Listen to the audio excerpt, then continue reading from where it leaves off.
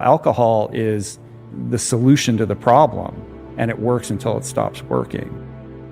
Even though I had accomplished certain things as a swimmer and had sort of distinguished myself academically, I was still very much a navel gazer. I couldn't talk to a girl. I just wasn't comfortable in my own skin. I felt like, and you hear this in AA a lot, like everybody else had the rule book for life, and I was sitting on the outside, like marveling at how people seem to, gracefully navigate the world, where I just felt, anxious all the time. And alcohol solved that problem. Like, I have a lot of love for it. Like it gave me social tools that I lacked and taught me how to be a social animal in a social situation. Suddenly I could go to a party and crack a joke and flirt with a girl and do all these things that were beyond my capacity to handle prior to that. So it's not all bad. Like, it worked, what I mean? Which is why I doubled down on it. Right. Like, the cure for alcoholism isn't removing alcohol. Alcohol is the solution to the problem, and it works until it stops working. And it took a while before it stopped working in my case. But the ism remains once you remove the substance. You can't blame anyone else, and it's not about anything external. It's only about your relationship with you. And you're still going to be, impulsed by your innate biases and however your hardwiring has set you up to, perceive the world.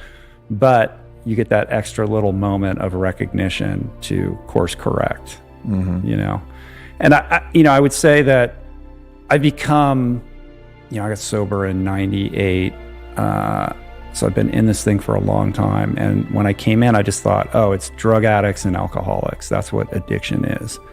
But I've become convinced that addiction lives on this massive spectrum. And we are all victims of addiction on some level, some mild and some extreme, from the guy lying in the gutter with a bottle to the guy who can't pull the needle out of his arm, to the compulsive scrolling while we're taking a or the guy or the woman deep. who that one runs deep who goes from bad relationship to bad relationship, repeating a certain pattern because there's something about that they can't, there's a compulsivity to that they can't control. So I think thinking about addiction more broadly makes it applicable and instructive and useful for people as they develop enough self-awareness to have objectivity on how they maneuver the world and the daily habits that they continually find themselves, falling prey to, that are leading their lives in the wrong direction.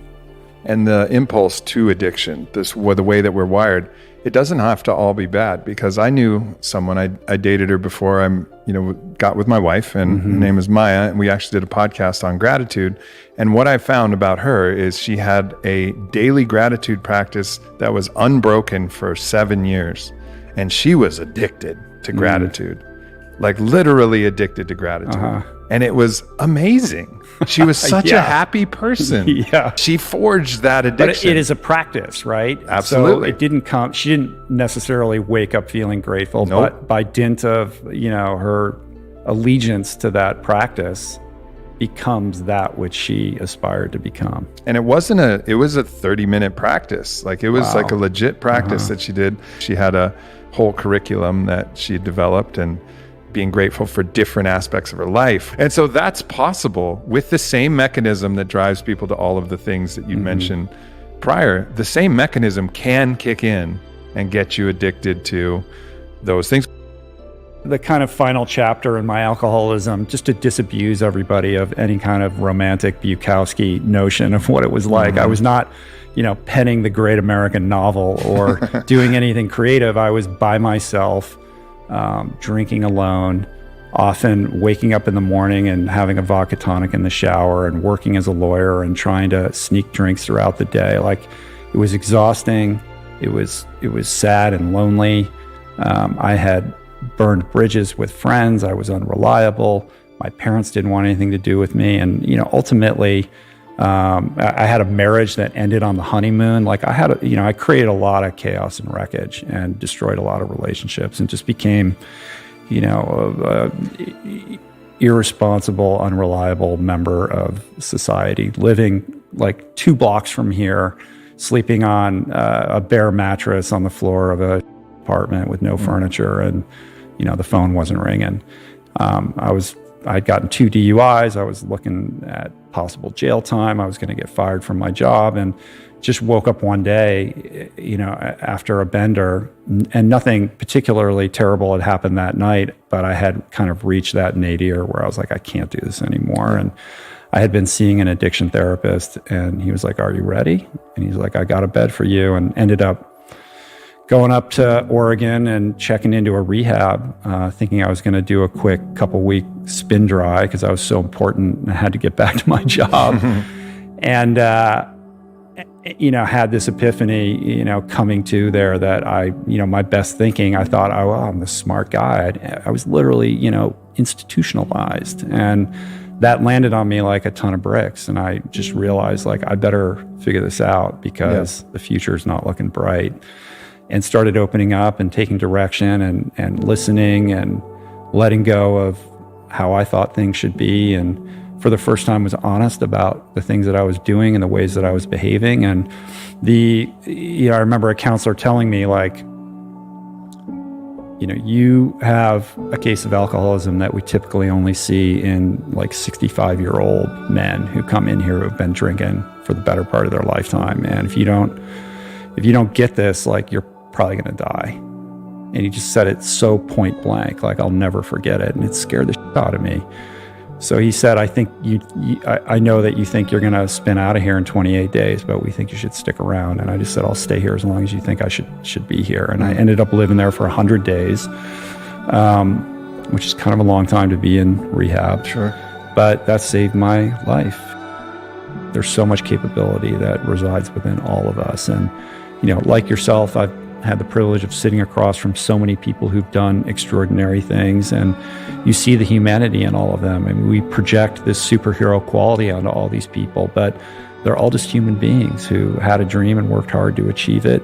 And it's inspiring to really own and grasp the idea that we're all sitting on top of deep reservoirs of potential that remain untapped, and our job is to figure out how to authentically, connect with that voice that is telling us to, unlock something and share it with the world. And if you can do that and then share that story and tie it in some way to service as a teacher or in some way that can inspire other people or pave the way for a better world, I mean, that to me is the recipe for a good, purpose-driven, fulfilling life.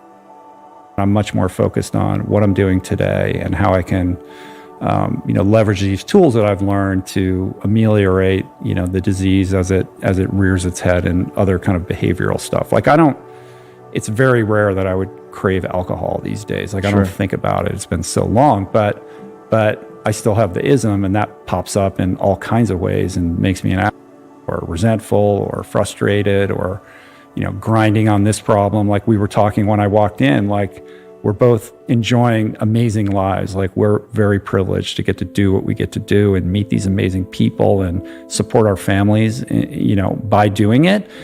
So why don't I wake up inherently grateful every day? And it's like, that's what I use most of my mental energy trying to, focus on.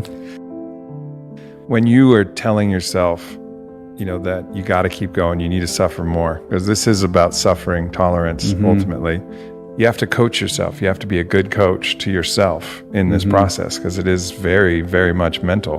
What's your kind of inner monologue as the inner coach of yourself in these points where you need to push yourself through the suffering? I think for me, it's all about being present and comfortable with the discomfort. I think if you get caught up in, like, I got to make it to here, or, I'm thinking about some destination, then it detracts from your ability to get there, because you can't get there if you're not anchored in the moment that you're actually in. And I think what happens is time becomes very malleable. Like, if I'm doing an 8-hour ride and you're in this, like, suffering state of mind, you're not used to that. It's going to feel like an eternity. But when you build up to it, like, suddenly an 8-hour ride feels like a 2-hour ride. So there is a weird thing that happens with that I think any endurance athlete would recognize. But for me, it's about it's always bringing myself back to the present moment. Yeah. And not trying to run away from it or distract myself from it.